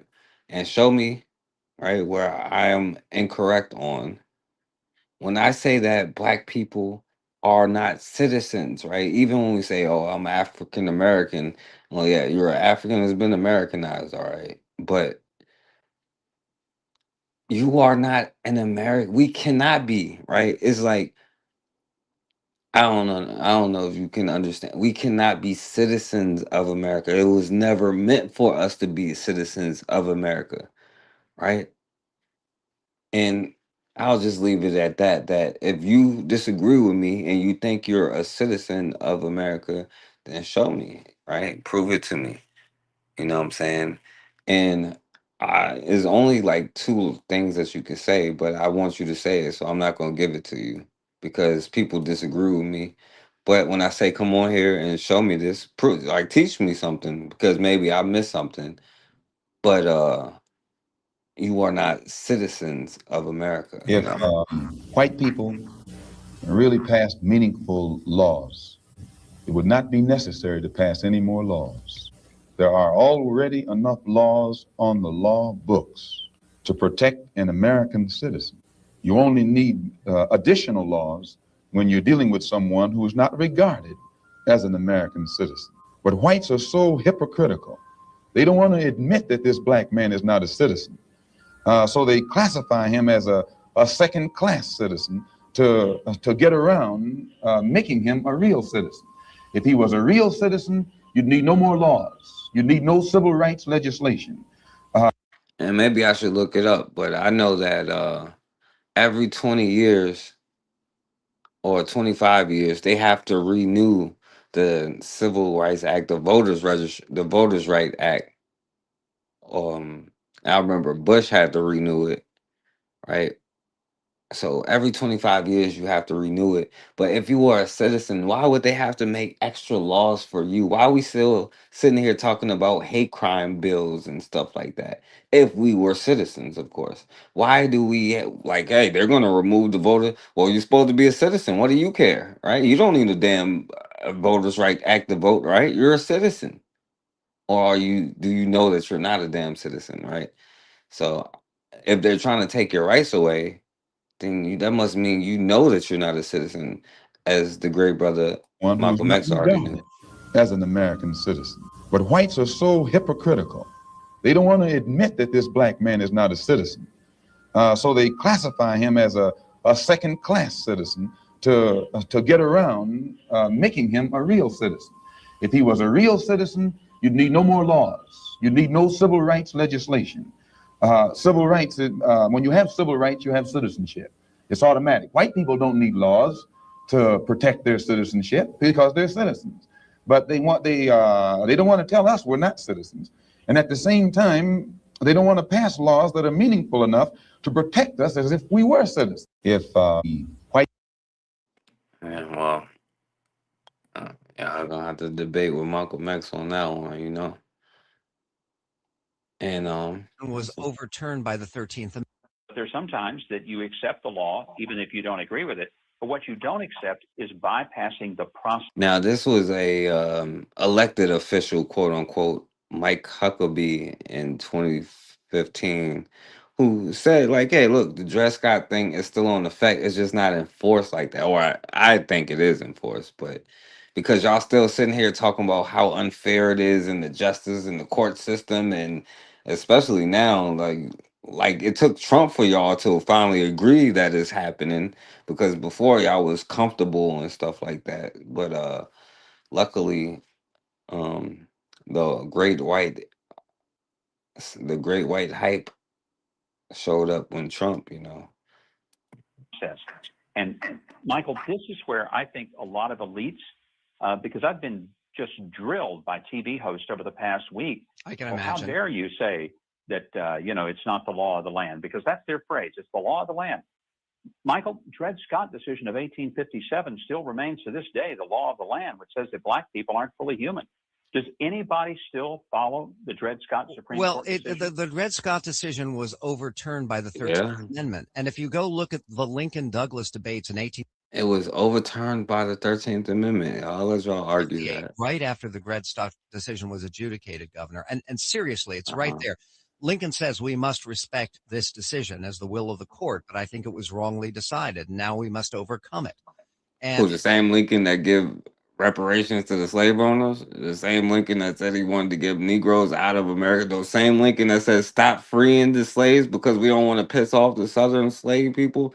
The same Lincoln that said, hey, if I could save the Union without freeing the slaves, I would do it. That same Lincoln said this? Damn, y'all got revisionist history, don't y'all? What the hell? Now we must overcome it. And in other words, to recognize that Obergefell is the law of the land right now doesn't mean that you accept it permanently. But I'm just curious, would you try to undo it with constitutional amendment as we did with the 13th Amendment and the Dred Scott decision? I don't think that's necessary because in the case of this decision, it goes back to what Jefferson. I'll let y'all. I'm not gonna give y'all the answer or all of the answers, but it's a documentary called 13th, right? That says, all right, except for involuntary servitude or punishable by crime. They never told you that being homeless would be a crime, did they? You know what I'm saying? And now you're going to jail for being homeless. They never told you that part about it, or who would make the laws or what the laws would be. Right? They just said if you go to jail, well, then yeah, you could be a damn slave. And they also said involuntary servitude, right? But voluntary servitude, because you're damn sure got to pay your water bill or whatever. You know what I'm saying? So damn sure gonna volunteer it. But all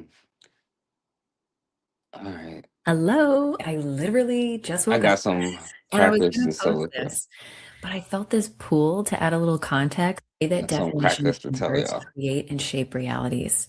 And I don't share this to tell you what to think.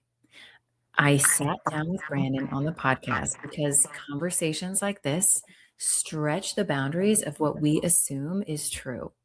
And I want to have conversations that disrupt autopilot. So take what resonates is to explore the spaces that most people avoid, the contradictions, the paradox, why we will often box people in, or we feel safer putting everything you've got. And that's kind of how I operate these days. It's like crazier, stranger, and wilder than anything you're going to find even in a video game or a movie. You're living it, and it's like the craziest shit. White boys. It's like a Black Mirror episode. That's funny because one of my shticks is that life is a video game and you can play it that way. Yeah, like they're retarded. We live in a delusional nightmare that's made up of incorrect definitions. Did you say? I think in my mind, how and why people wouldn't think that way. Yeah. I'm not like mean about it. I don't like. Right. But I really must stay here, and I thought I'm not going to leave until I buy a car. But then somebody All right. has. So they're kind of dumb, y'all. Let's see if they actually say something. All right, this is one thing. On as the Chief Justice of the Supreme Court. 285 cases. He served for 28 years. Now, Judge Taney is the dude who did the Dred Scott decision. From 1836 to 1864. Well, yeah, but if you go to U.S. Supreme Court FAQs. Yeah, that's what I was just about to check. Like, what is like? You'll see. I just found this the other day. This is kind of shocking, actually. Watch this. How many cases are appealed to the court each year, and how many cases does the court hear? Now, mind you, we're on supremecourt.gov. This is the official website. I'm going to click on this. Yeah. The court receives approximately 7,000 to 8,000 petitions for a writ of certiorari. The court grants and hears oral arguments in about 80 cases. And that's today. Like that. That's the final opinion that was written by Taney. That doesn't include the whole docket. But when you start to dig into it more and more and more and more, it's really not so crazy, right? That if you read anything. What's crazy is that he had 300 in 20 years. Yeah. Yeah, but you read, if you read some of his stuff, watch this. If we go to Google Scholar, we're gonna pull up Dred Scott versus Sanford, and we're gonna read just the final opinion that was written by Taney. That doesn't include the whole docket, all the arguments, everything else that happened, the oral arguments. This is just and only the final opinion by Taney. I'm going to hit the page down button over and over and over again. I'm going to show you how long this thing is. I can already see the scroll is so teeny. Yeah. Now I'm going to start to hold the button. Wow. Some podunk, Montana guy living in a log cabin. This is the fifth Chief Justice of the Supreme Court. He's not saying sovereign citizen, but damn is he close. Yeah. They are what we familiarly call the sovereign people, and every citizen is one of this people. I mean, that is like practically, he's basically saying sovereign citizen almost. Right. Super close. Yeah. And a constituent member of this sovereignty. Now understand all, and they kind of like dumb and stuff, so you can throw it out with a thing. But the thing is, right, when you look at these laws, they always label it as persons, right? Like persons this, persons that. But the only time you were ever mentioned, you ain't a damn person, right? You 3/5 of a person. Dred Scott versus Sanford. It's about a emancipated slave named Dred Scott trying to get citizenship because he was getting abused every which way. He had no rights. He couldn't sue anyone. Everyone's just treating him like shit because there's nothing that he couldn't. It's like getting bullied everywhere you go because you can't do anything about it. You can't fight. So what did he do? He sued, and then he got all the way to the Supreme Court, and that's how we got here, right? So Taney is saying here, the question before us is whether the class of persons described in the plea and abatement compose a portion of this people. So we already said what a people is up here. And then now we're talking about a different class he's referring to as a persons, right? If we go into Grok and I type into Grok something like in Dred Scott v. Sanford, Mr. Taney mentions, and we'll get into this in a moment, that there are two sections in the Constitution which directly show that Negroes and their descendants were not members of the sovereignty people, but were actually a separate class of persons. What two sections in the Constitution was he referring to? The Slave Importation Clause and the 3/5 Compromise. Oh, shit. So in the original Constitution, we have the Slave Importation Clause, which we can look up, right? Migration or importation. The migration or importation of such persons, right in the Constitution. The Constitution begins, we the people. We start getting into slave migration or importation. They refer to the slaves as persons in the Constitution. The migration or importation of such persons, as any of the states existing shall think proper to admit, shall not be prohibited by the Congress prior to the year 1808, but a tax or duty may be imposed on such importation not exceeding $10 for each person. They're referring to taxes on property. That property is slaves. That's the first section. The second section is the 3/5 Compromise. I'm talking about representatives, free persons, including those bound to service for a term of years and excluding Indians not taxed. 3/5 of all other persons. This is for, I think, voting purposes, right? Representatives and direct taxes shall be apportioned based upon. So you're going to see it in a Like electoral college stuff, like funding for certain areas based on population. But you also get this by having a jail population who can't vote, who can't do anything, but they increase the numbers, which increase the funding for certain areas. Like when you have these white schools and these places out there where they be messing with their own cousins and stuff, but they got a jail there full of black men, right? And they get a lot of funding because of that. You know what I'm saying? Moment. This is what And while they working these brothers out. So if we go back to the treatise, the question before us is whether the class of persons described in the plea and abatement compose a portion of this people and are constituent members of this sovereignty.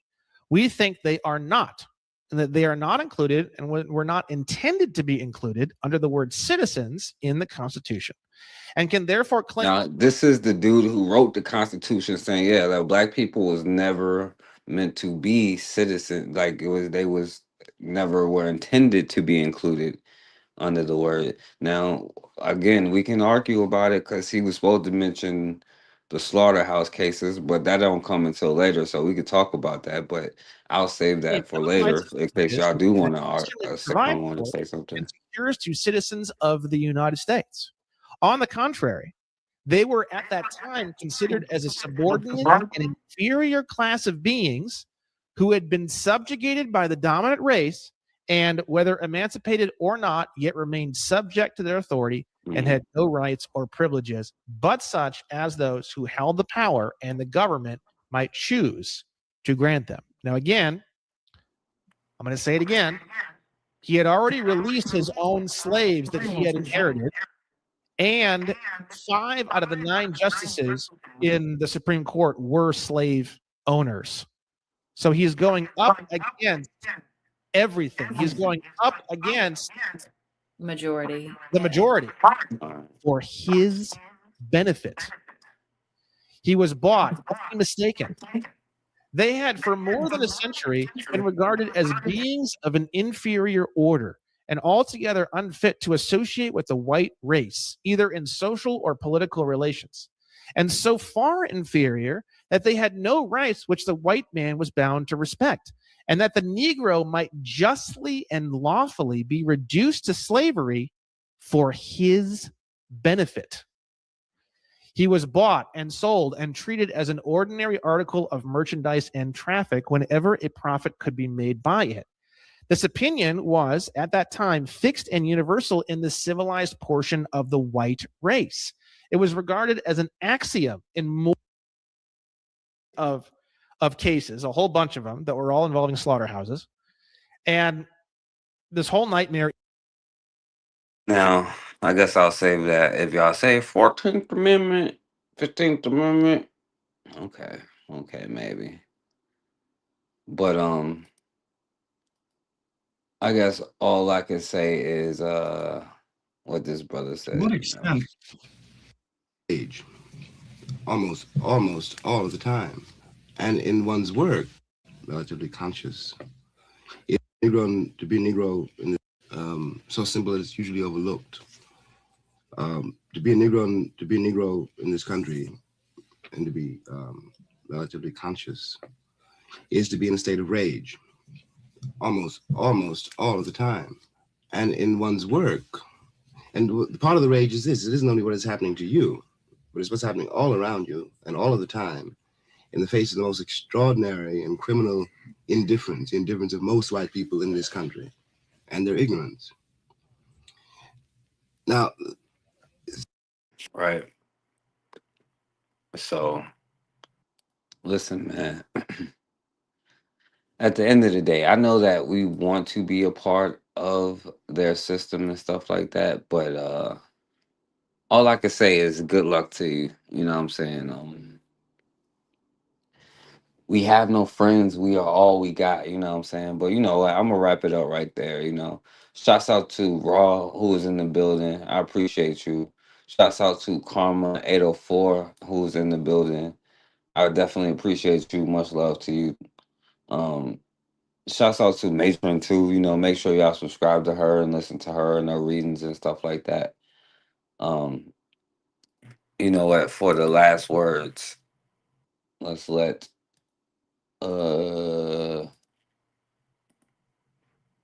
this brother have the last words. No, this one long, so I'm gonna let this brother have the last words because this one shorter.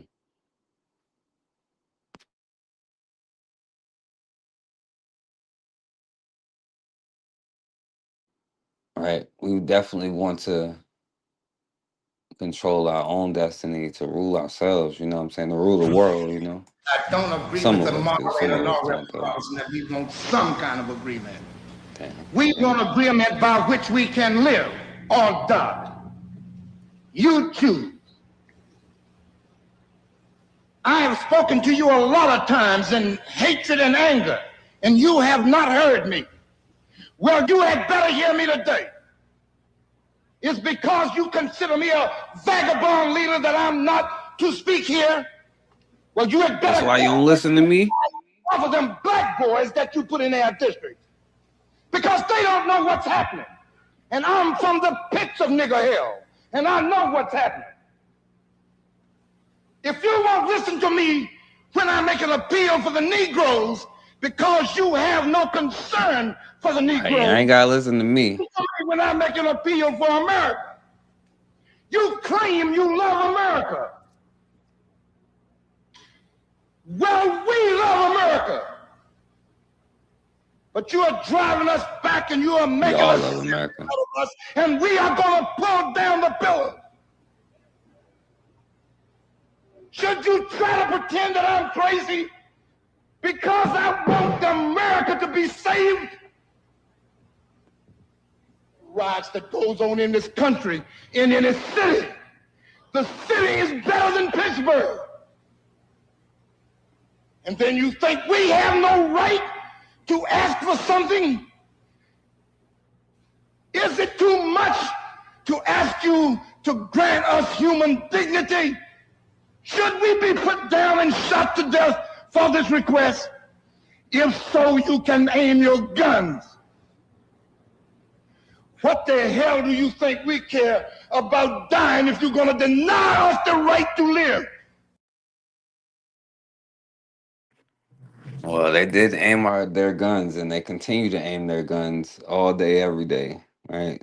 So it's up to us to, I don't know. I don't know what to tell you. Keep hope alive is all I could tell you. You know, y'all love America, you know. And yes, it's a bit crazy for us to keep wanting to save it, but I don't know. We got dreams of being citizens, but we was never meant to be. But hopefully we'll wake up and want to be citizens of our own stuff one day. You know what I'm saying? At the end of the day, we are all we got. So as always, man, we have got to start standing for something, or we're gonna keep falling for anything.